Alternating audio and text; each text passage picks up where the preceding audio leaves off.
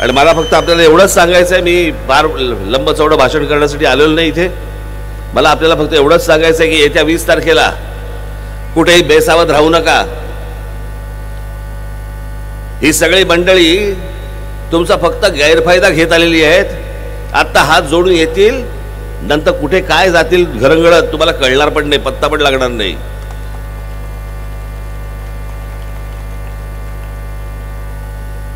आमच्या उमेदवारामध्ये नाव त्याचं भगवान आहे.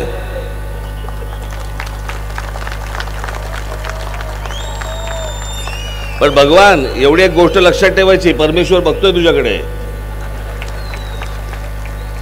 नंतर यांना विसरायचं नाही. या सगळ्यांना आपण जो शब्द देतोय तो आपण पाळण्यासाठी जन्माला आलेलो आहोत, एवढी आपण गोष्ट लक्षात ठेवली पाहिजे.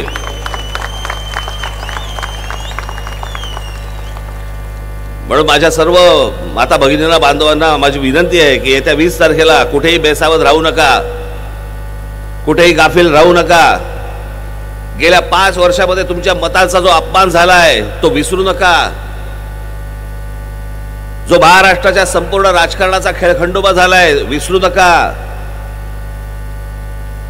हे सगळे धंदेवाईक जे सगळे उभे आहेत समोर, उद्या निवडणुकीच्या तोंडावरती शेवटचे 2 दिवस पैसे फेकून मारतील, पैसे वाटतील, नक्की घ्या.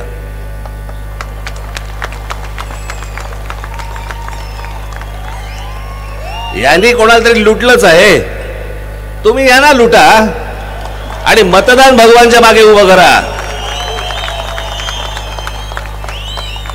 आणि म्हणून येत्या 20 तारखेला आपण फक्त भगवानच नाही, संपूर्ण माझ्या महाराष्ट्रामध्ये जिथे इथे महाराष्ट्र नवनिर्माण सेनेचे माझे उमेदवार जिकडे उभे असतील त्या सर्व